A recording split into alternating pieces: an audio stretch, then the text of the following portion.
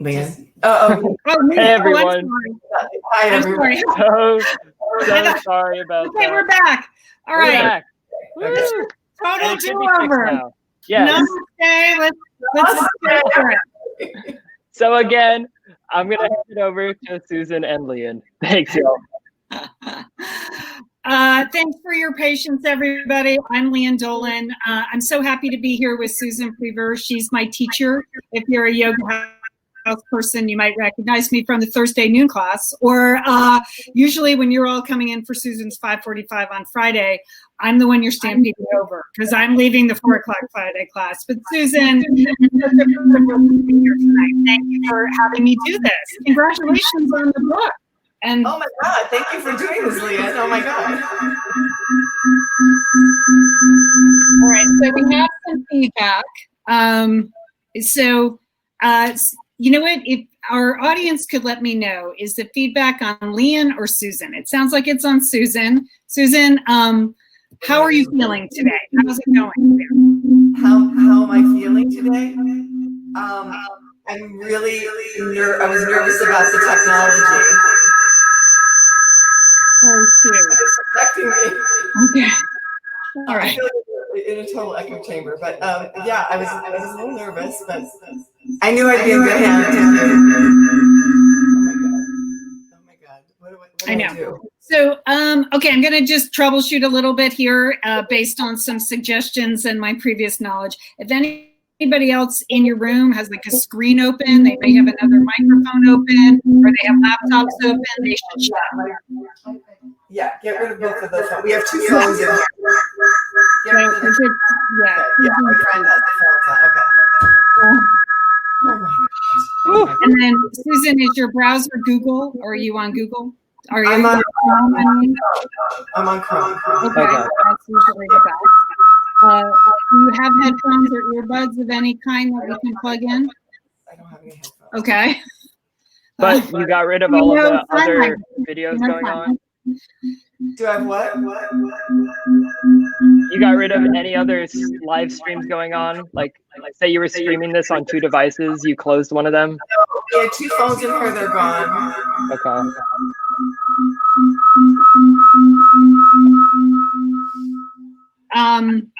What can I do?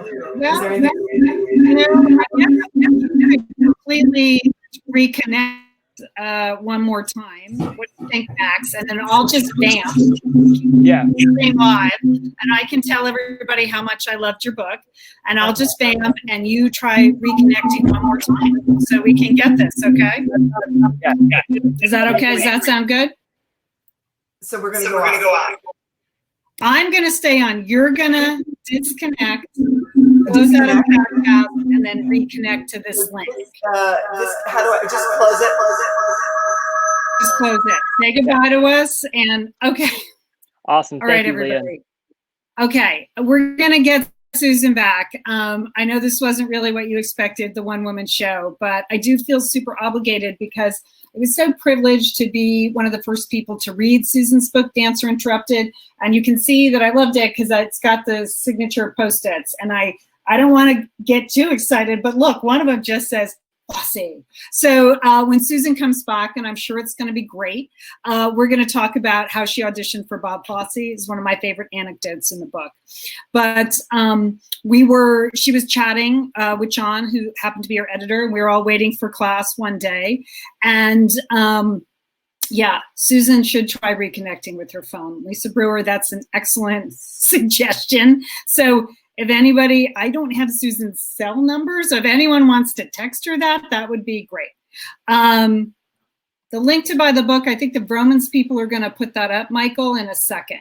You can buy it on Amazon, but let's support Vromans. They're hosting this event, and she signed those copies. There it is. There's the link. Thank you. Is that the link? No, that's okay. On the Vromans website, yeah. So when I to Susan, I was just looking at the email I sent her, and like I read it in a weekend. She gave it to me on Friday last fall, and I read it and I said, "Oh, Susan, this is such an unbelievable book. It's such a strong narrative. It's a completely unbelievable story. It's fascinating." place sort of at this time in her dance career that I knew nothing about, where she really had to make a choice. Basically, the choice was made for her. Her dance career ended unceremoniously. And so she takes a look at that point in her life when she was like from 17 to 24, when she was in New York and dancing and traveling to Europe and in one company and another company, and then how that crushing end of her dance career affected her mental health. She came back to Los Angeles and she spent, several months on her parents' couch. There's nothing funny about it, but even she admits, like, this was a hard book to put out in the world, and there were moments when she just could not get off that couch. So I'm really looking forward to talking to her about it. Okay, Max is back. All right, Howdy. I'm just for Max. I'm gonna go ahead and invite her again. I think the issue is that her computer is too loud. So the echo is like reverberating back through her speakers and back into the mic again. So I'm going to invite her again, try and tell her that and see if that helps at all. Yeah. Thank you, everyone, again, for just being so patient with us. Technology is fickle. It happens.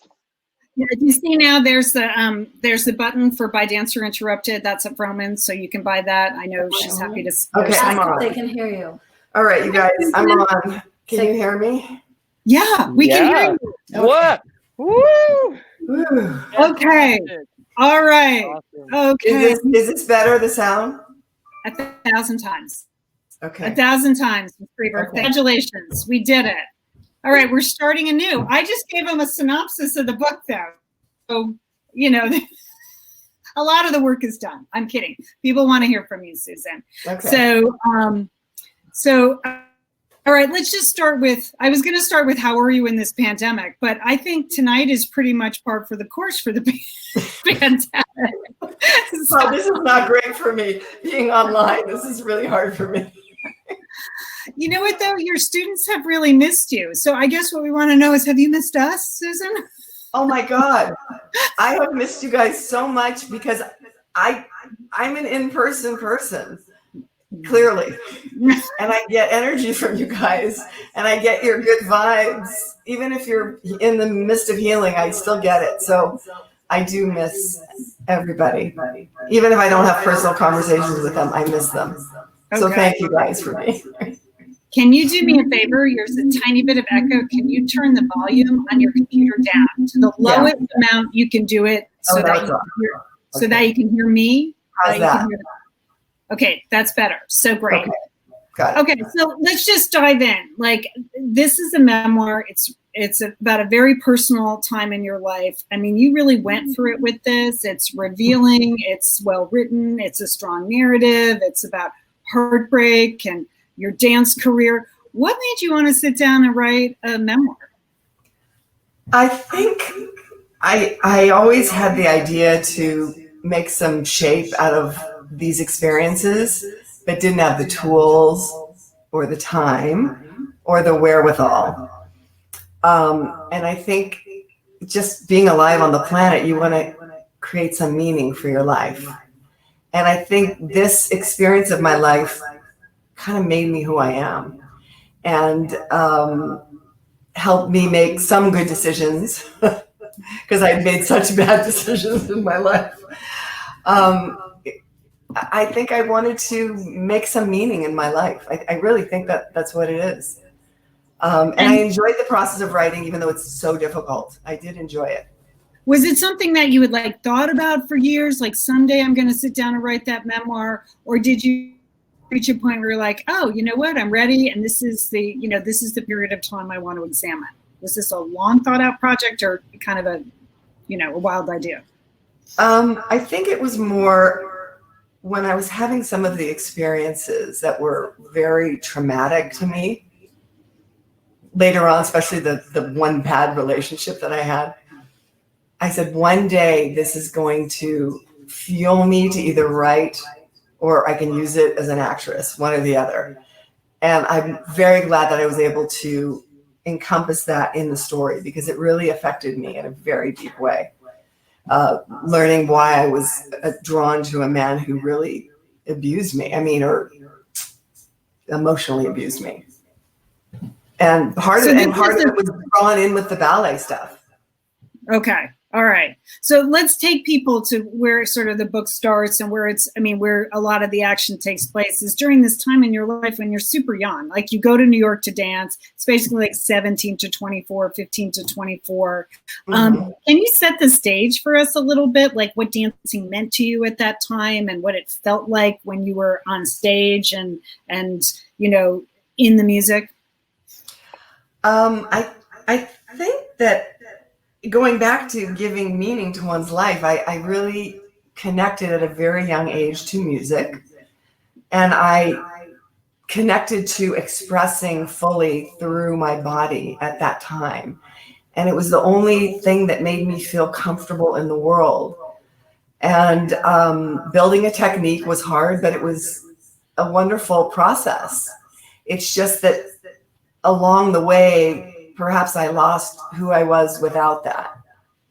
And so you grow up in a certain way that's just so disciplined, like an athlete, that there's things that are forgotten, I think. And so losing that, I lost a whole part of myself. Huge, myself, my entire self. And that's a lot of what the book is about, like finding a way back. Right. You start with a very dramatic scene of you getting fired at what proves to be your last dance job. And that's crushing for you. And in the book, you actually write, like, your plan was to dance until you die, right? Which that was my thought. So yeah. When I got fired from that company, I was so happy there and I was so happy on stage. It was like, oh, this is the end of my life. I won't know how to fix this. I won't know how to go audition. I was so devastated. I didn't know how to pull myself up out of it. No tools whatsoever. No tools. Can you explain that? Because I've heard you say that and I think I get it. Like all you did was dance. Is that why there was like nothing to fall back on? Is that what you mean by no tools? It's not that all you do is dance, because obviously you have a few friends, you have a few this, a few that. It's the only thing that made me feel okay in the world. I didn't feel like I had anything else I could do. Yeah. I felt unimportant without that. And so every day made a difference. If you have a bad class or a bad performance, you just hate yourself. So it's not a great thing. It's not a great thing. It just gave my life meaning. So I mean, I don't mean to skip ahead, but like some of the stuff you write about though is pretty glamorous. I mean, there's a lot of bold-faced names in the book. Nureyev, you were in New York in the the 70s and the 80s and traveling around Europe, and it was like, to me, the turning point, like one of my favorite movies of all time, coming to life. So did you find any joy in going back and writing about that period, even though, it turned out to be so pivotal in your life?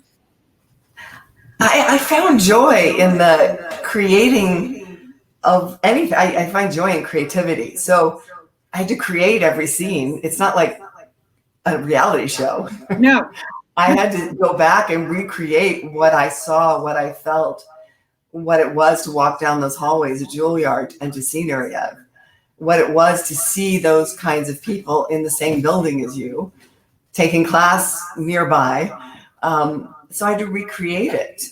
And that was pretty exhilarating, actually, but difficult for me. Very difficult.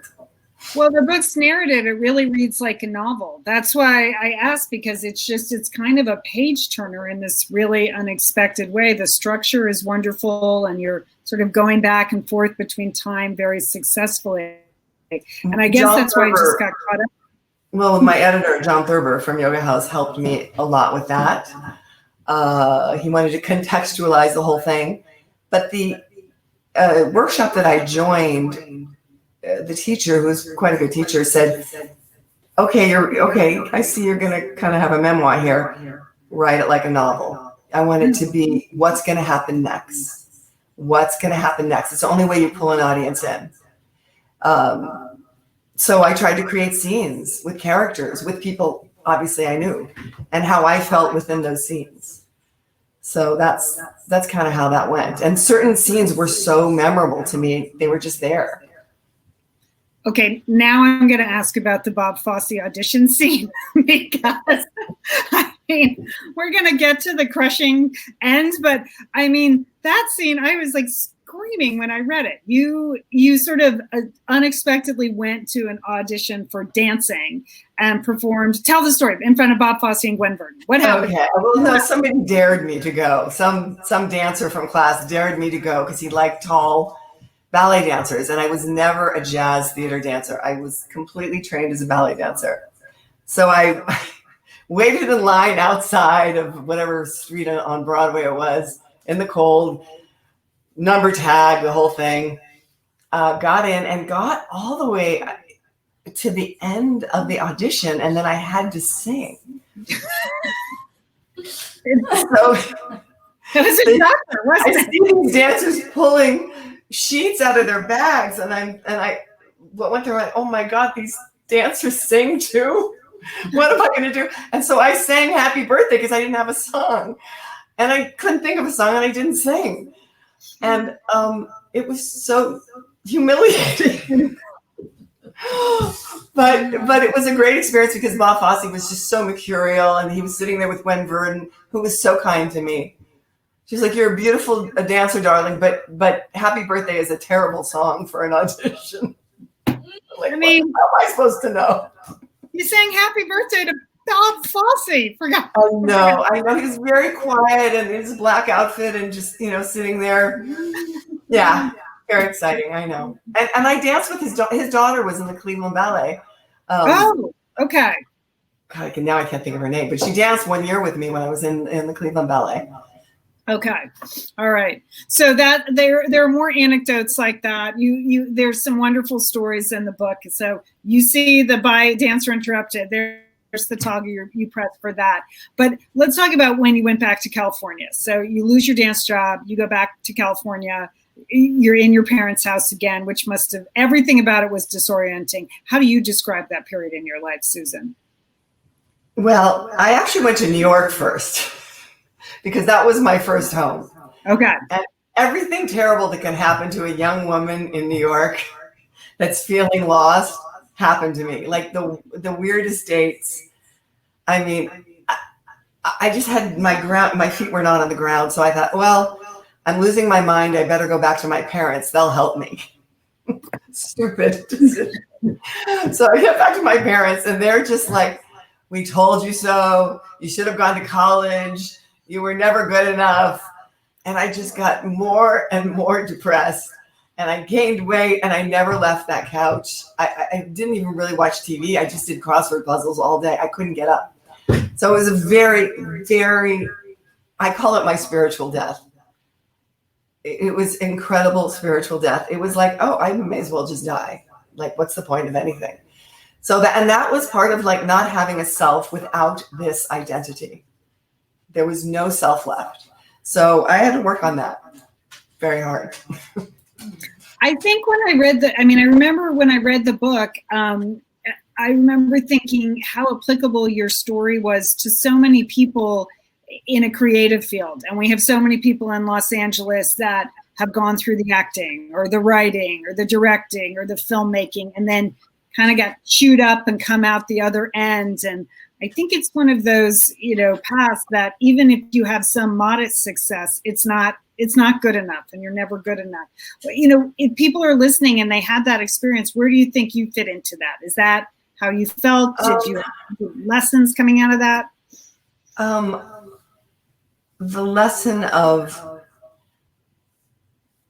reaching deep down to find where your core is, that it's not from an external place, that it's from inside of you, and perhaps listening to other people, having some friends. I cut myself off from everybody because I had so much shame about not dancing anymore because of it being my identity. And like, I'm not this ethereal creature anymore. I'm just a person. But I had this battle between being this ethereal creature and finally become like a normal person. And I wanted to show my parents, oh, I'm normal now. I won't leave the couch. So I try to bring humor with that. Yeah. But dance for me wasn't ever about money, because you don't make very much money. And it wasn't about fame or any of that. These were really just the connection to something super spiritual. For me, it was. I don't know if it is for all dancers, but probably is. So it was a loss of spirituality for me, actually. And what do you think got you off the couch? The fact that I wasn't going to take the drugs that the psychiatrist gave me. I was like, no, I don't need this shit. I'm going to do it. I'm going to do it right. I'm going to do it on my own. And I went to a healing. I took all the money I had. I went to a no frills healing spa, and got to sort of listen to myself a little bit, instead of listening to my parents telling me that I just wasn't good enough. So it was a lot about that, and just step by step, slow. But you chose acting, which is another career with like tremendous amounts of rejection. So did you think about ever just becoming a civilian? Just, I don't know, going. I don't think I was capable. You know that chapter in the book where I become a secretary and I'm completely inept. I'm so inept. And I'm still inept with that kind of stuff. I mean, I don't think there was much of another calling unless I tried to be a writer, or something in the artistic fields. I don't think I had the brain for something else, or the capacity. I liked the feeling of stage, so I wanted to. I liked that, so I said, oh, I'll try that. So, I mean, is acting the opposite of dancing? You said in the book, dancing is about perfection. So is acting about imperfection? Is it about, hiding? What is it about acting that you love? For me, it was about learning to have a voice, but I liked the fact that I could hide behind a character. I liked that. I always wanted to have a voice, and I liked the spaciousness of a stage. I have a freedom that way. I don't feel confined like we are now. So that was part of it. And I had some encouragement from a couple of people that might be another choice for me. And I sort of listened, and I got drawn to it, or got bit by the bug, so to speak.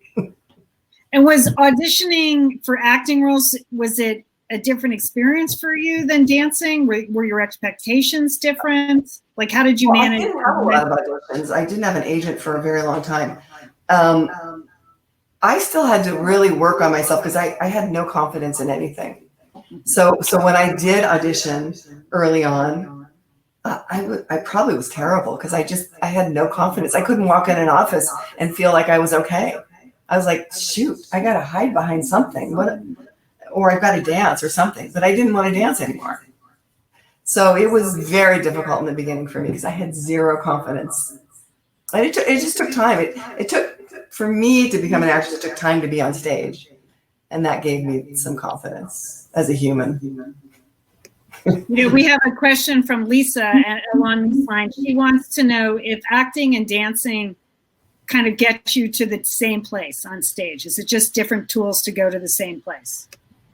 I think acting is a little more cerebral, and I think dance is, even though it's so technique oriented, is a little more primal. And acting can be primal when you have the right role that can bring particular deep emotions in you forward. But that isn't always the case. Sometimes you have to play a very straight, controlled human being, and that doesn't touch my soul at all much. So auditioning for those kind of things is very hard for me. But I have had some experiences on stage where it does tap on my soul, with Tennessee Williams at least. So Daphne wants to know what role dancing plays in your life now. Do you still dance ever? I don't dance at all. When I stopped dancing. How about a wedding? Oh, sorry. At weddings? Do you dance at weddings? Or? Yeah. No, I love to dance. I mean, if I'm at a music thing, I will dance. Oh, we dance. No, yeah, I dance with Sarah. Yeah. Concert. Yeah, so if I'm at a concert, but I mean, I don't go to class. I don't try to keep a technique up. I mean, it's many years now, but when I stopped dancing and I decided I'd be an actress, I decided if I stayed dancing, it wouldn't allow me to be an actress because that was cathartic for me. I wanted to find something else that I could connect with that would be cathartic. So you have a lot of students today joining us on Crowdcast. So I have to ask about when yoga came into your life. You write a little bit about it in the book, and I think your students will really be interested to read sort of the origins of that. But what did yoga provide you at that time in your life? See, I started, I think, around 29 or 28. My father had just passed away, and I was not in a very good place. And I was waitressing, I was auditioning a bit, and going to the gym, working, doing all that thing that young people do. And yoga somehow centered me a little bit, allowed me to quiet down a little bit, allowed me to connect with my body in a way that was more familiar to me than just jumping around in aerobic classes. And it released the tension that I'm kind of a nervous person. I know my students don't know that. I know you don't know that. Or you said, I can't believe you're a nervous person. I can't believe that. Yeah, you're so cool and calm when you come into class. We're all neurotic. You're the same one in that place. So the reason why people connect with me because I'm just as neurotic as everyone else. Oh, that's good. Everyone, did you hear that? Of course I am. But I've worked on, certain aspects of myself that help calm me. Some, and the yoga helps, and it has always helped. And then becoming a teacher, it was like, oh, maybe I can help other people. With the knowledge that I have, or the knowledge in my body that I have. And is that challenging? I think one of the hallmarks of your class is that while you make corrections and you're, such an excellent teacher, there's a reason your classes are packed. I don't ever feel in your class like I have to be perfect. Like I'm always striving to be better. Do you think that teaching style, better but not perfect, is what I would say? Do you think that teaching style is a reaction to maybe all the 8 million hours of dance class you took when you were a kid? It may be. I think there is something about acceptance that we're all limited and we have different limitations in our minds and our bodies. And when I see someone approaching it with some conviction or some energy, that's really great because they're in their body. And this is what we have to live in. So it's so not about the perfection. I mean, yeah, the structure is nice. It's helpful, helps energy lines open up, but it's not about the perfection. That's not the kind of art that yoga is. So I got away from that, that perfection, thankfully. All right, Susan, we have a bunch of questions from your loyal audience here, so we want to get to those. And, some of them are about process. So Sarah she said her mom, Patricia Bunin, I don't know if you know Patricia, wants to know what your writing process was. Did you keep a journal or did the story all come out in a rush? Nothing came out in a rush. It was all process, all craft. And I learned to craft, which I didn't know anything about before. I had lots of journals to refer to, but I had to create every single scene. I had to create every character because the way you write in a journal is not about creation. It's just about throwing feelings down, or what I did. So the process was long and arduous. How long did it take you? Well, I think I started 9 years ago, and I did get an agent briefly about 7 years ago. I had almost what I thought was finished. She worked with me on the proposal for 8 months. That kind of fell through. And when that fell through, John came into the picture because he said, let me take a look at it. And John worked with me for a good 6 months. And then it took another year and some to get it in a form. I worked with Manuela Gomez Rhyme, who helped copy edit. So a lot of words. A lot of process. Yeah, a lot of time. Well, I think, you know, I hear a lot being a writer that, you know, oh, I'd like to write a book, or I'd like to write a memoir. People, it's not a magical process. Like, there is an equation where you just have to sit in the chair and write the words. Like, you have to write every word, and then you have to rewrite every word. Like, it doesn't happen. It doesn't ever come out in a rush. I don't know who those people are. Right. And I will say, Patricia's daughter, Sarah, who's a friend of mine, I did have a few friends, Christina Conti, Sarah Fletcher, I would bring them pages and they would look at them, or I'd read them to them and they would laugh with me or say, okay, keep going, you know. So I did have a bit of support here and there to keep going. And the class that I went to. But that was just 3 years. That was about 3 years. Right. Well, it's also essential, though, to show your work to other people. Like, that's a milestone. You probably were used to, as an actress, getting notes. So, like, having other people read your work maybe wasn't as intimidating. I see that with a lot of young writers. They don't want to show people. But it wasn't intimidating at all. I knew it wasn't great, and I knew there was so much I needed to work on, and I was very willing to change things, fix things, no problem. I had no ego about it at all. So, I can't say that about my acting. Well, we have a bunch of questions about your acting, but I have one more question on the book, the process. Were you a procrastinator? Caroline wants to know if you had any tricks to beat procrastination. Caroline, I was in a place, even though it did take me as long as it did, I was in a place where I really enjoyed, after those first 3 years, I enjoyed sitting down for a few hours almost every day and cleaning up and sculpting, finding a new way of saying something, maybe finding a new idea. The discipline came with the joy.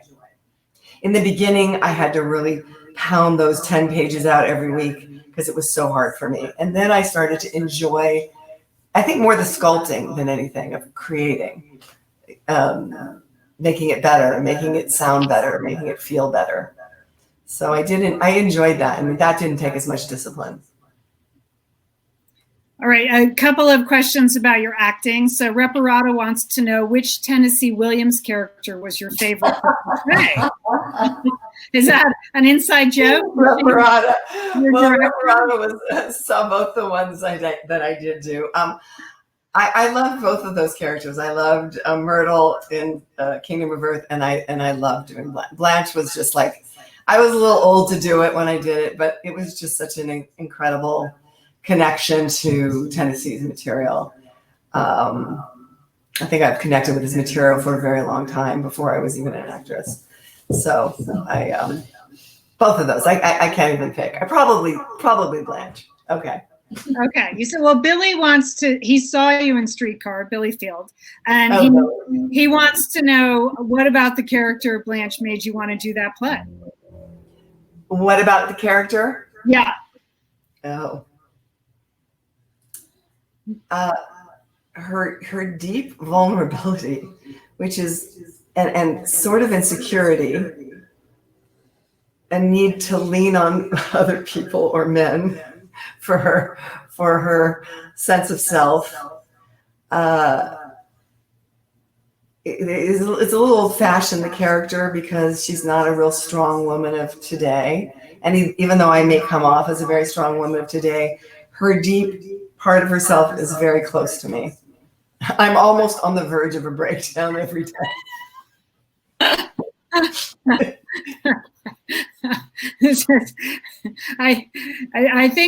think it's fair to say you'll never do another Crowdcast. This man. Oh my God, that echo chamber. That is like, Blanche has a point in the play in Streetcar where she has the echo of this song where her husband kills himself, her young husband, and it's an echo chamber. And I'm like, oh my God, I'm losing my mind. So just our own little slice of Tennessee Williams right here on Crowdcast. Oh my God. Okay, Rick has a question about how does producing theater help fulfill the artistic energy flow? That's a cool question. Thanks, Rick. Well, how would you say? What would you say? Being the boss, not the boss. I don't like being the boss. Actually, I don't like being the boss. It's that bringing together the right people for the right project is a very exciting. I like being around people, even though I like writing by myself. It's very satisfying to create something that you finish, that maybe people will enjoy. It's a very satisfying thing. I think that's it. And bring those great people together. That's all. Like Rick has directed me in a great project. Oh, okay. I want to go back to the book for a bit, because one of the things that strikes me about it is that you're so young. I mean, we all think we own the world when we're in our early 18, 19, 20. And then we look back and like so many mistakes and unfortunate decisions and, neural not exactly fired up all the time. Did that help you sort of forgive yourself a little bit from writing the book? Do you look back and you go, I can forgive myself for some of the bad decisions? I mean, you admit I don't think that the process of writing the book allowed me to forgive myself. I think it just gave meaning to the trajectory of how life went for me. It did give some meaning to it, some shape to it. I don't think it forgives me because, you make mistakes. Right. I have forgiven myself, Okay. but the book didn't forgive me. Okay. All right. I didn't, it's not like you killed anyone either. I don't want to give people that impression. Oh, right. I can't wait to read that part. Okay. I mean, wait. Okay. So, all right, let me see what we have in terms of questions here. So Sarah wants to know, what was the moment you knew you had a story to tell?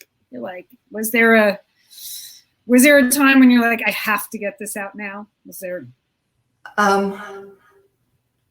don't think there's ever a time. I always had this in me. Every single thing that's in that book has been in me for a very long time. So in the process of writing it, it just was like, oh, maybe this is a story. And then when John said, let's contextualize this, let's make this all fit together somehow, then I went, oh, it is a story. It's not just a bunch of events. It's not, there's a trajectory somehow.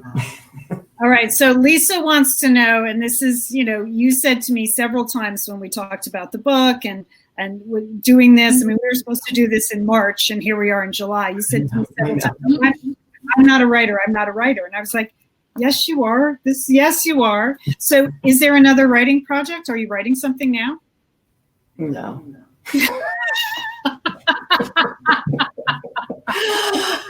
It does take incredible discipline to write.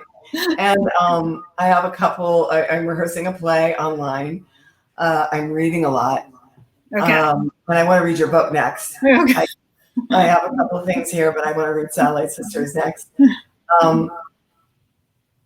I have to really feel like this book is out in the world. It's like my baby before I start writing again, because, I don't know, maybe only 100 people are going to buy this book. So is it worth all the work? Yeah. I would like to do it again. I enjoyed the process, but it's so time consuming. Yeah. So Susan, if anyone has any more questions, go ahead and ask. We have a few more minutes. I just want to be respectful of people's time here. But it's not like anyone has anywhere to go or any plans. Right. But we've already suffered the beginning of the echo chamber. So thank you for all staying, whoever stayed. What I wanted to ask about, you've been teaching online. For me, you've been a really important part of this, like getting through this quarantine. I really found drawn to familiar voices. You know, you can take 8 million classes online, but I want to take your class and I want to take the other classes at Yoga House because you're my people, even though I can't be in the room. What has this experience been like for you? Or what are you getting on the other side of that Zoom camera? What are you getting? Or are you getting anything? We have a headset there. I have not experienced the echo chamber there. In the beginning, I was like, oh my God, where are the people? Like, hi guys, where are you? Are you out there? And I really miss since the beginning just being in a room with people and being able to help them and being able to express myself in this format that I do. Now I feel like I'm doing a one-person show with no audience, even though you guys are all out there. I mean, I just keep doing the yoga. I know it feels good. I do the side bends. I do the shoulders. I do the neck. I do the things that I know feel good, but like, you guys aren't there. So it's like a one-person show with no one in the audience. Because no one's talking to me either. At least if you're doing a movie, like at least there's maybe someone else there and the crew there. There's nobody there. So you're not getting from Jamie, who's operating the camera, you're not getting what you normally get from your students? Well, he's at the desk. Nobody's in the room with me. Oh, no. I thought at least he was in the room. He's there. The kids that work at the desk, they're all at the desk. And if something goes wrong, they come and fix it. Okay. You know, it's usually been pretty good, the method that they're doing. I'm in a thing now. I kind of know what I'm doing. I just do it. It's not as satisfying, I will say. I like people. Dolly wants you to know, Dolly Paul's listening in, and she said, you have been so important to your students online. Essential, so essential. So I hope you feel some of that energy coming back. I don't know what we need. Thank you. I'm trying. Yeah. I'm trying. I know you guys are out there, but you have to know that in-person thing is a different experience, even if people don't say anything. It really is a different experience for the teacher also. Right. So thank you for being disciplined and doing it on your own. I mean, if it helps, that's what I used to say in the beginning. If it's helping, I'm glad I'm doing something. Is there, we'll have last question here. Is there anything helpful you can tell us? No, I mean, I'm wondering, like, how has this period over the last 3 months changed your perspective, or has it on anything? I mean, this was supposed to be a super joyous period for you. You had a bunch of right. You do. It was your tour also. My tour also, but I mean, yeah, you had events planned. There's such a different energy. You have this story to tell. So, have you learned anything? Or any helpful words for us, or what can you say about this? Well, the helpful words for all of us, basically, I mean, stay healthy. But I think the way the society is right now is so outward, and this unfortunate event of the pandemic is making people go inward, or it's helping us to some extent. And some people it drives crazy, and some people it's like, wow, maybe I need to rely on myself for some things and find that center that's okay. So I do a little of that every day, even though I am a little stressed about this whole thing. Just the going in and finding creativity inside yourself as opposed to outside yourself. And that's helpful with yoga too, because it is really about going in. It's not about outside. You don't have to have a perfect pose for you to feel yoga. Well, Susan, thank you so much. I mean, I hope people have enjoyed this. I know I have. We got that audio fixed. I can't recommend the book enough. I can't tell you how much I loved it. It's just an unbelievable tale, and it was beautifully written. I want to remind people that the toggle right there you can buy from Vroman, and it's a win-win because you're supporting a new author and you're supporting a great community resource in Vroman, an unbelievable independent bookstore, and so that's a win-win. And Susan said, said great advice. Great advice. Yeah, good for us to go in. getting Thank you. Joanne. Yes, Romans, we love you. Thank you for doing this, Matt. Thank you, Yeah. guys. Thank you, Lian, so much. Thank you. Oh, my pleasure. That was a Namaste. really incredible talk. You two are incredible. Thank you so much. Like Oh. Lian was saying, you can go ahead and support our bookstore by buying the book down there. Again, we do have some signed copies. So if you'd like some of those, go ahead and buy it soon. But thank you all for tuning in. Thank you to Lian and Susan. You were incredible. Thank you. Oh, thank you. Thanks, everybody. Bye. Thanks, Max. Thanks, Vroman. Thank you, Of course. Lian. I'll talk to you later. My pleasure.